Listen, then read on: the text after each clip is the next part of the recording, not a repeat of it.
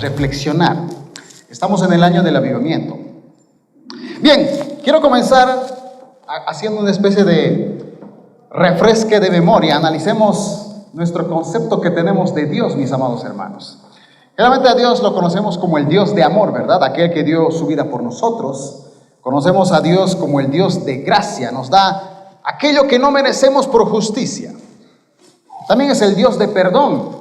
Cualquier error que nosotros hemos cometido y que tristemente vamos a seguir cometiendo porque somos seres humanos con defectos, su perdón ya está. Lo que hizo en la cruz evidentemente ya pagó hasta lo último de nuestros pecados, pasados, presentes, futuros y de las próximas generaciones, si es que Él todavía no va a volver. Pero la palabra de Dios dice que Él también es fuego consumidor. Y es interesante porque incluso cuando Jesucristo estuvo en la tierra, era fuego que te exhortaba en tu vida. En cierta ocasión le exhortó, por ejemplo, a Pedro. Y literalmente él dijo: Satanás, apártate de mí. Cuando para Pedro parecía ridículo que Jesucristo tuviese que morir crucificado. Reprendió a Juan y Jacobo. Juan y Jacobo habían pasado de Galilea por Samaria y dijeron: estos samaritanos, Jesús, nos han tratado un poquito mal. ¿Quieres que hagamos descender fuego del cielo que los consuma, estos samaritanos que no nos caen bien? Y Jesucristo los reprendió porque Él es también fuego consumidor.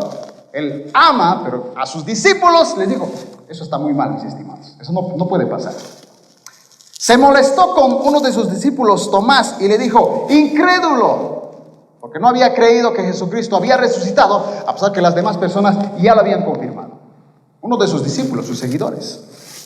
Y sorprendentemente Jesucristo solía llamar a los expertos en la ley, a los intérpretes de la ley y a los fariseos, supuestamente los más cercanos a Dios, hipócritas. Y fíjense, quiero leerles Lucas capítulo 11, verso 42 al 47, y después de los versos 52 al 54. Lucas capítulo 11, verso 42. Voy a leer en mi caso la versión Palabra de Dios para Todos, que dice así. Por favor, escuchen cómo Jesucristo suele ser fuego consumidor. Pobres de ustedes, fariseos, ustedes que dan la 10ª parte de todo lo que tienen, aún la menta, de la ruda y de todas las demás plantas de su jardín, pero no tratan a la gente con justicia y no aman a Dios. Más bien, hagan eso sin olvidarse de hacer lo otro. Pobres de ustedes, fariseos, porque les gusta tener los lugares de honor en las sinagogas y que se les salude con respeto en las plazas. Pobre de ustedes, porque son como tumbas sin lápida que contaminan a la gente que sin darse cuenta camina sobre ellas. Y fíjense, está exhortando a los fariseos y un intérprete de la ley. Un intérprete de la ley se supone que te enseñaba todo lo que decía de Génesis a Deuteronomio. El intérprete de la ley, el verso 45 dice: el experto en la ley le respondió: maestro, al decir esto, ¿nos insultas también a nosotros? Él también se sintió ofendido. Y Jesucristo le dice, Jesús dijo: pobres de ustedes también, expertos en la ley, tú conocedor de la palabra de Dios, a ti también te tengo algo que decir, porque cargan a la gente con reglas más difíciles de lo que ellos pueden cumplir, y ustedes ni siquiera mueven un dedo para mitigar la carga. Pobre de ustedes, porque edifican los sepulcros de los profetas, pero fueron sus antepasados quienes los mataron. Pobre de ustedes, expertos en la ley, porque se apropiaron de la llave del conocimiento acerca de Dios. Ustedes mismos no entraron ni tampoco dejaron entrar a los que estaban tratando de hacerlo. Cuando Jesús salía, los maestros de la ley y los fariseos empezaron a importunarlo y hacerle preguntas sobre muchos temas. Trataban de atrapar a Jesús diciendo algo malo. Ya que Jesucristo les dijo la verdad en sus caras, ellos de alguna manera querían encontrar que Jesucristo tuviese un mínimo error para acusarlo de algo. Pero evidentemente no pudieron hacerlo. El año pasado, yo todavía estudiante de seminario, tuvimos una conversación con uno de los pastores. Estábamos hablando un poco acerca del liderazgo. Y me acuerdo que algunos hermanos decían, ¿cómo uno tiene que ser como líder? Había algunos hermanos que decían, yo pienso que un líder tiene que ser estricto, tiene que decir las cosas como son, para que los jóvenes no estén haciendo lo que se les pegue la gana. Hay que un poquito mostrar seriedad. Pero había otro grupo de hermanos que decían, yo pienso que sí, hay que ser estrictos, pero también hay que dar amor, paciencia. Al fin y al cabo, así es Dios con nosotros, ¿no? Entonces, como que el aula se empezó a dividir entre aquellos que decían que hay que ser un poquito estrictos porque son las cosas de Dios, hay que hacerlas con seriedad. Y otros que decían, bueno, sí, hay que hacerla con seriedad, pero somos imperfectos, nos equivocamos, hay que siempre dar también amor, hay que dar oportunidades. Obviamente yo estaba ahí en el medio y le dije, pastor, estimado maestro, tengo una pregunta. Yo seguramente en algún momento voy a liderar ¿Cuál sería esa línea? Esa línea delgada donde no soy ni muy estricto, pero tampoco soy muy liberal. ¿Qué momento? O sea, ¿cómo podría estar en la mitad? Ni muy exagerado, ni muy liberal. Así que el pastor, con creo que no sé cuántos años ya de ministerio, me dijo: nunca exijas ni pidas algo a los demás que tú no hayas hecho en mayor proporción, porque eso es autoridad. Si tú pides algo a alguien, pero en lo que tú jamás has hecho, obviamente pierdes autoridad y credibilidad. La gente no te va a creer. Jesucristo era alguien que tenía autoridad para decir las cosas.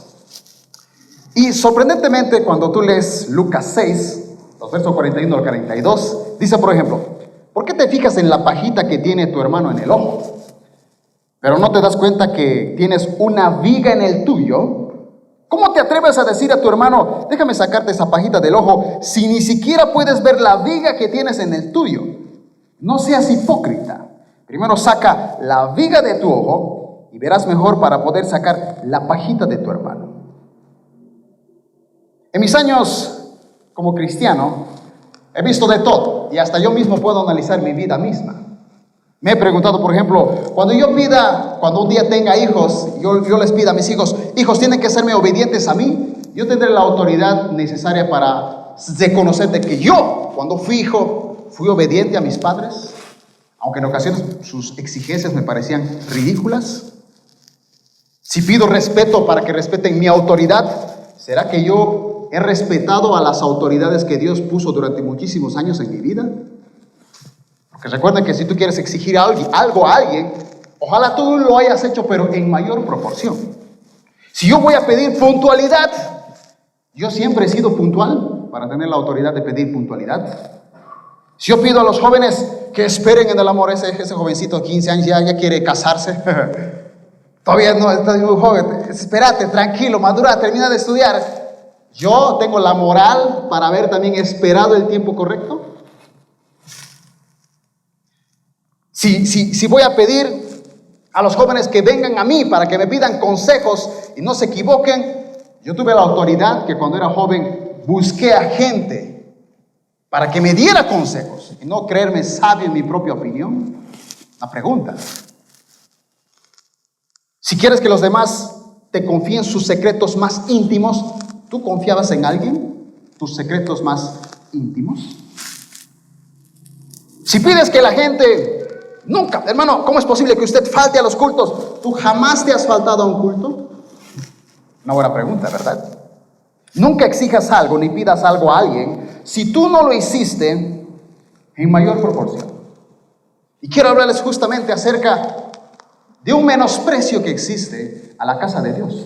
Cuando tú lees el Salmo 27, los versos 4 al 6, es de los salmos más hermosos que yo he leído, que pocas personas, o en este caso muchas, la conocen hasta de memoria, pero no lo viven. Voy a elegir en este caso la versión traducción lenguaje actual, Salmo 27, 4 al 6. Dice: Dios mío, solo una cosa te pido, solo una cosa deseo.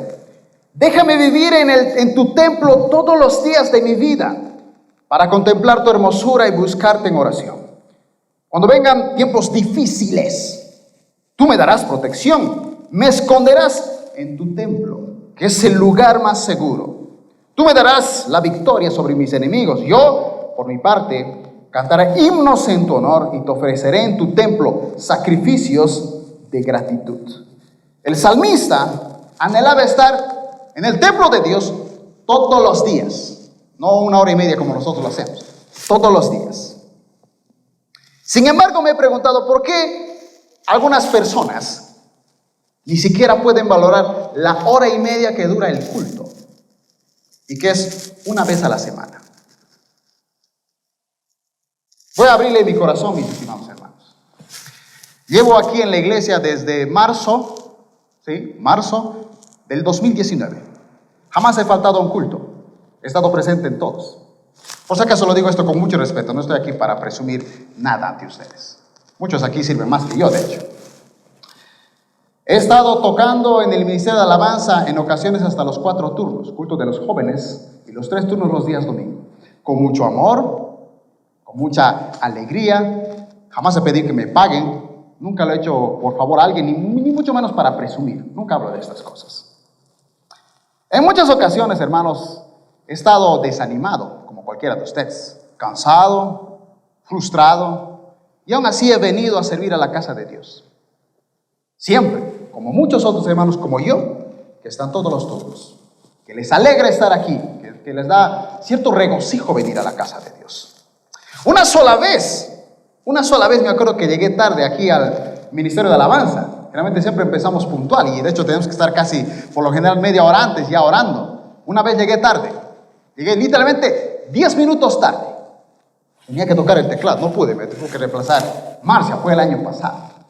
Esto yo no lo he contado, muchas personas seguramente no sabían. Es más, algunos de los líderes me dijeron, ¿qué pasó, JD? Tú siempre llegas temprano. Wow, ¿qué? Nos asustamos, ¿qué fue lo que pasó? Y yo le dije, bueno, me dormí, porque esa fue la verdad. Pero no me dormí porque estaba roncando feliz en mi cama, mis estimados hermanos. Hago muchas otras cosas. Aparte de ministrar o tocar la alabanza, hago los anuncios. Esa noche tenía que editar los videos. Teníamos que presentar nuevos anuncios. Y editar un video que tú la ves, tal vez en la pantalla, que dura 4 minutos a 5 minutos. A mí me toma por lo menos 2 horas. Y eso te lo digo ya con experiencia. Un novato puede tardarse hasta 5 horas. Así que tuve que hacerlo. Me acuerdo que creo que tenía que preparar unas cosas más, así que ya era tarde, creo que era como 3, 4 de la mañana. Yo dije, ¿saben qué? Por las dudas capaz me levanto tarde, mejor me bañaré, me alistaré y me dormiré. Y ni siquiera me dormí en mi cama, me dormí en una silla. Pero estaba tan cansado que literalmente no escuché la alarma. Pero ya recuerdo que recibí una llamada de alguien, me dijo, ¿dónde estás? Y miro el reloj, 8 en punto. Yo dije, bueno, ni modo, alguien me tiene que reemplazar. Ahorita mismo vengo volando. Y vine rápido aquí a la casa de Dios. Y el salmista dice, yo prefiero estar un día en tus atrios que 1000 fuera de ellos. El atrio, mis estimados, es el patio. Eso era en el antiguo pacto, el patio. No aquí adentro, el patio. El salmista prefería ser el portero, no el cantante, el predicador. Un día en su presencia. Y hay un término que se utiliza mucho hoy en día a los jóvenes, que se les suele decir como generación de cristal. Y entre muchas otras características, quiero leerles algunas que a mí me llaman la atención. Dice, por ejemplo, los de la generación de cristal muestran fragilidad de su carácter. Carecen de tolerancia ante la crítica. Se frustran rápidamente. Son inestables emocionalmente. Sufren de inseguridad. Tienen adicción a la tecnología y grandes habilidades audiovisuales. Pero desconocen la importancia de leer libros y no tienen interés sobre la cultura. Tienen noción del tiempo como algo efímero, es decir, de muy corta duración. Necesitan constantemente ser reconocidos y suelen presentar baja autoestima. Son insensibles a situaciones muy cotidianas. Tienen tendencia al sufrimiento y se victimizan frecuentemente. Y déjeme decirle que si bien ese es un término generación de cristal que se le dice a la generación actual, nacida supuestamente a partir del año 2000, déjeme decirle que la generación de cristal viene desde los tiempos de Jesucristo. Cuando tú lees Mateo capítulo 11, fíjese lo que tenía el concepto de algunos cristianos o creyentes judíos. Jesús, Mateo 11, 16 al 19 dice, ¿cómo puedo comparar a esta generación? Se parece a los niños que juegan en la plaza, que se quejan ante sus amigos. Tocamos canciones de bodas y no bailaron. Entonces tocamos cantos fúnebres y no se lamentaron. Y fíjense el ejemplo que utiliza Jesucristo. Pero Juan el Bautista no dedicaba el tiempo a comer y beber, y ustedes les decían, está poseído por un demonio. Pero el Hijo del Hombre, por su parte, festeja, bebe, tiene comunión con las personas, y le dicen, es un glotón y un borracho, y amigo de cobradores de impuestos y otros pecadores. Pero la sabiduría demuestra estar en lo cierto por medio de sus resultados. Jesucristo veía a esta generación de esos tiempos, los fariseos, los que conocían supuestamente la palabra de Dios, como con gente que ven a Juan el Bautista, ese no puede ser un hijo de Dios. Vive en el desierto, come cosas extrañas, se viste extraño, eso no es hijo de Dios. Pero viene otra persona que es el hijo de Dios, se viste normal, socializa con las demás personas. No, ese no puede ser el hijo de Dios. El hijo de Dios no puede caminar con los pecadores. No se conformaban ni con Juan, ni tampoco se conformaban con Jesucristo. Una generación de cristal. Porque los fariseos se supone que estaban esperando la llegada del Mesías. Tenían al Mesías cara a cara y no lo quisieron reconocer. Una vez, mis amados, tenía que dar una clase a unos jóvenes. En esa clase, yo llegué tarde. Literalmente 15 minutos tarde. Me sentí mal. Y dije, bueno, ya, ni modo, llegué tarde, pedí disculpas a los jóvenes y comencé con la enseñanza. Les empecé a predicar el mensaje que tenía. El mensaje fue tremendo, glorioso. Los jóvenes, algunos aceptaron a Cristo en su corazón, se convencieron de que tenían que cambiar. Genial el culto. Pero terminó eso, yo regresé a mi casa y me sentía mal. Porque dije, ¿cómo es posible? Mira, siendo líder y con los jóvenes, llego 15 minutos tarde. Esto es intolerable. Bueno, ya me han perdonado, pero me sentía mal. Llegó la noche y yo, antes de dormir, Señor, me sigo sintiendo mal. ¿Cómo es posible que yo, ya me han perdonado, pero me siento mal? Bueno, ya, mañana seguramente se me pasa la culpabilidad. Al día siguiente me levanto en la oración de madrugada y empiezo a orar al Señor. Y me sentía todavía sintiéndome culpable por haber llegado tarde. ¿Cómo es posible?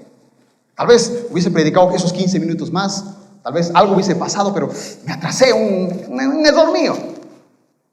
Y bueno, seguía sintiéndome culpable. En eso recibo una llamada, un mensaje de texto al WhatsApp. Veo y alguien me dice, estimado JD, te cuento que ya no voy a venir a la iglesia porque la última vez que vine, nadie me saludó. Cuando yo leí eso, me sentí muy enojado, pero no con el desgraciado que me escribió ese mensaje al WhatsApp. Me sentí enojado conmigo mismo, porque yo, frustrado por haber llegado tarde, por hacer las cosas con excelencia, y resulta que hay otro tipo de personas que no van a venir nunca más a la iglesia porque alguien no les saludó. Una generación literalmente de cristal. Cuando tú lees Hebreos 10:25, el famoso versículo que lo utilizamos para la gente que nunca viene a las iglesias, a los cultos, ¿verdad? Hermanos, no dejen de congregarse. Cuando tú lees el contexto, todo ese capítulo, te das cuenta lo ridículo a veces que parecemos, mis amados, ante los primeros cristianos. Se los voy a leer para que nadie diga que me estoy inventando. Hebreos 10:32 al 35. El apóstol le dice eso a los judíos que se convirtieron al cristianismo y fíjense lo que estaban sufriendo. Acuérdense de los primeros tiempos, cuando recién aprendían acerca de Cristo. Recuerden cómo permanecieron fieles aunque tuvieron que soportar terribles sufrimientos. Algunas veces los ponían en ridículo públicamente y los golpeaban.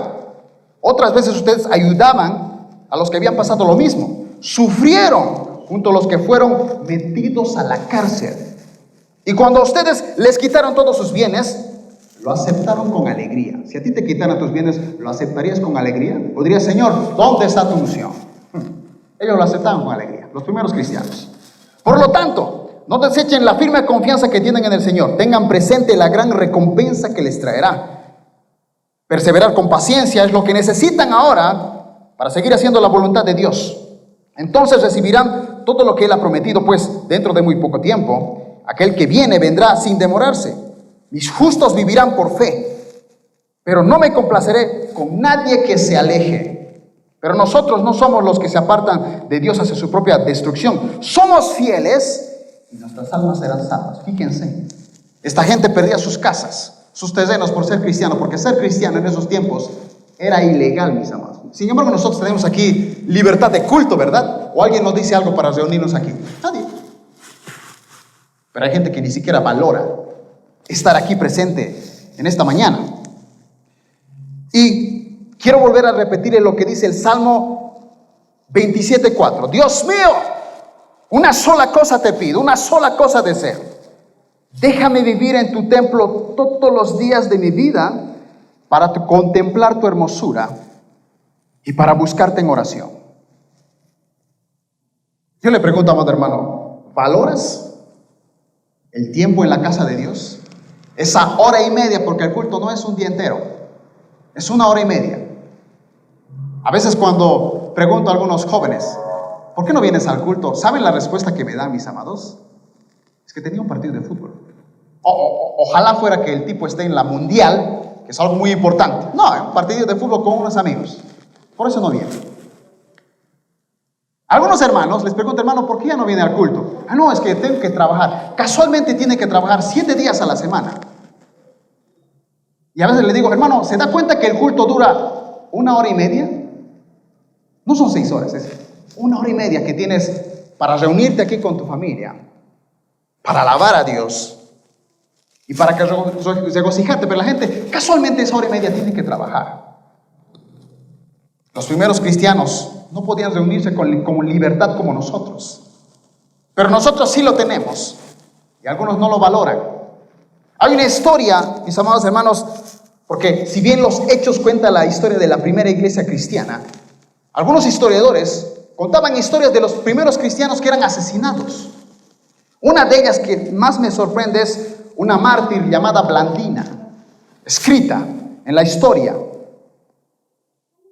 Dice que esta niña era martirizada. Dice, cuando le llegó el momento de ser torturada, mostró tal resistencia que los verdugos tenían que turnarse para torturarla, para que ella no dejara su fe. Mientras la torturaban, había muchas otras personas que decían, ¿vas a dejar de ser cristiano para seguir a Cristo? No vas a sufrir porque te vamos a torturar por ser cristiano. Y la gente decía, sí, niego a Jesucristo. Y esta niña decía, no niegues a Jesucristo. Sí, el sufrimiento es temporal, sí, vas a sufrir, pero después viene una recompensa eterna. Pero hoy en día, gracias a Dios, hermanos, no nos pasa eso. Yo no sé honestamente qué pasaría, cómo sería mi propia actitud si nos torturaran. ¿Cómo está tu fe? ¿Cómo estás dentro de tu interior? ¿Tienes realmente carácter, fuerza espiritual? Porque, mis amados, el avivamiento está. Pero si ustedes creen que los únicos que vamos a ir a ungir la ciudad somos los pastores, están equivocados. Si ustedes creen que los únicos que vamos a ir a ungir y evangelizar somos los líderes, están equivocados. El mandato de ir y predicar el evangelio a toda criatura es para todos. Todo aquel que ha aceptado en Cristo en su corazón tiene que salir a predicar, tiene que salir a evangelizar. Y eso va a comenzar honrando el tiempo que tenemos aquí en nuestra casa, como iglesia. Pero si no valoramos el tiempo que tenemos aquí, ¿cómo vamos a valorar lo que está ahí afuera?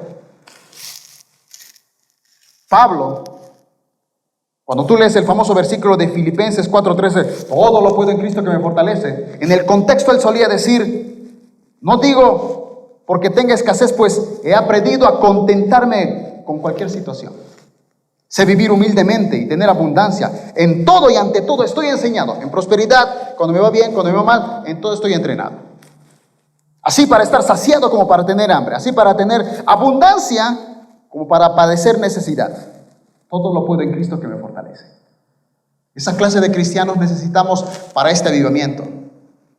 Gente que, a pesar de que le vaya mal, a pesar de que tenga problemas económicos, diga, sí, vamos a evangelizar. Sí, vamos a hacer los números especiales. Sí, vamos a ir a orar por esas personas.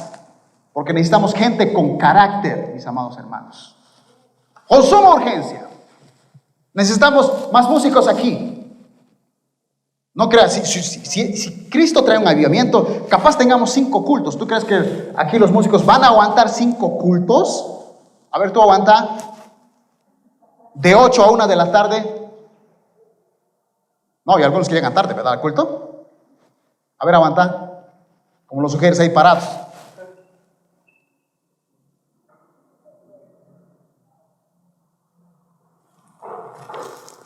La gente, mis amados hermanos, no valora. ¿Se dan cuenta que algunos no valoramos la casa de Dios? No sufrimos persecución, mis amados hermanos. Hay gente que le han vacunado y solo tiene dolorcito, no se enfermó. Un dolorcito aquí, no voy a venir a la iglesia. Literal, me lo han dicho en mi cara. No, está lloviendo, no voy a venir al culto. La transmisión. La gente daba su vida por reunirse con otro cristiano, pero no se valora. Si queremos el avivamiento, tenemos que valorar lo que tenemos aquí y ahora, mis amados. Todos deberían estar involucrados en todos los ministerios. No esperes que otro lo haga. Tú tienes que hacerlo. Porque tú también eres hijo de Dios y tú tienes que ser parte del avivamiento. Dios no va a utilizar a cualquier cristiano para el avivamiento. Dios nunca utilizó multitudes. Siempre utilizaba pocos. Con Gedeón quería llevar a miles. Dios no. Diezmaremos tus miles. No necesito muchos, necesito unos pocos, fieles, firmes en la fe para el avivamiento. Espero que tú seas parte de esos pocos. Pongámonos de pie, mis amados hermanos. Vamos a orar y decir: Señor, levantemos nuestras manos y digamos: Señor, levanta de este lugar adoradores. Hermano, la palabra adorador significa alguien que ama de forma extrema. Eso significa adorador. Alguien que ama de forma extrema. La pregunta es: si tú dices que eres adorador, ¿amas de forma extrema a Dios? ¿Que gastarías tu tiempo en Dios, tu dinero, tu economía por servir a Dios? Porque quien ama a Dios lo va a demostrar amando al prójimo. Oremos. Señor, te pedimos que fortalezcas nuestro carácter. Qué delicioso, qué alegría es estar aquí en tu templo, sin persecución como los primeros cristianos. Enséñanos a valorar este tiempo que tenemos. Enséñanos a no ser una generación de cristal que viene desde tus tiempos, Jesús. Que eres una generación que aprecie, que valore, que dé su vida por las cosas de Dios. Que esa espiritualidad, esa energía que tiene, lo pueda contagiar a otros cristianos. Que le diga: ¿cómo es posible que no estés aquí? Necesitamos estar en la iglesia. Necesitamos involucrarnos en más ministerios. Necesitamos ayudar en todas las áreas. Que Dios nos ponga, Padre Santo, absolutamente a todos, mis amados hermanos, para que cuando salgamos a ungir, estemos todos ahí. Que cuando salgamos con los ministerios ahí a evangelizar, todos estemos disponibles. Digamos: Señor, úsanos, porque Dios va a utilizar a los que van a salir en sanidades, en milagros, en señales, y que muchas personas se reconcilien. Pero para eso necesitas carácter. Estamos a pocos días, mis amados hermanos, de salir. ¿Cómo está tu vida espiritual? ¿Estás fuerte espiritualmente? ¿Estás débil? ¿Necesitas carácter?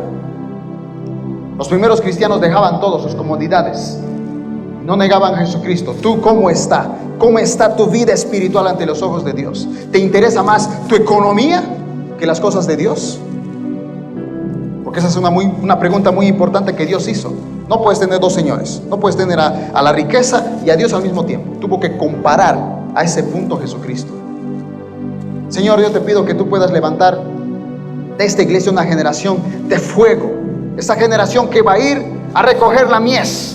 Que este avivamiento ya está presente aquí en este lugar. Tú nos utilizarás con poder y gloria. Tú fortalecerás. Bendice a estos mis hermanos, mis hermanas, para que ellos puedan ser utilizados cuando salgamos ahí a las calles. Bendícelos, Padre Santo. No permitas que cuando sean zarandeados por el enemigo, que no les falte la fe como a Pedro, Padre Santo. Que a pesar de que vengan tentaciones, después ellos sean utilizados con poder y gloria. Tú has prometido palabras proféticas en este lugar, de que un avivamiento se va a levantar, y este es el año de ese avivamiento. Creemos, Padre Santo, que este es el avivamiento, que tú nos levantarás, que tú nos utilizarás, que la gente nueva que venga aquí a este lugar va a valorar el hecho de estar aquí. Vamos a valorar cada segundo, Padre Santo, que tenemos de alabarte, de adorarte, de escuchar tu palabra, de dar nuestras ofrendas. Hermanos, estamos en Santa Cena. En este momento reconcíliese, pida perdón si en algo se ha equivocado. Dime: Señor, perdóname, tal vez he sido un mediocre espiritual, ni siquiera he valorado el estar aquí en tu casa. Perdóname, te pido perdón. Ya no quiero ser igual. Me he dado cuenta que he estado equivocado. No, mi vida a comparación de los primeros cristianos es absurda. Qué privilegio tengo hoy en día. Enséñame a valorar. Enséñanos a valorar, Padre Santo, el estar en tu casa, solo a ti, en tu presencia, que mil fuera de ellos. Gracias, Señor Padre Santo. Gracias. En nombre de Cristo Jesús.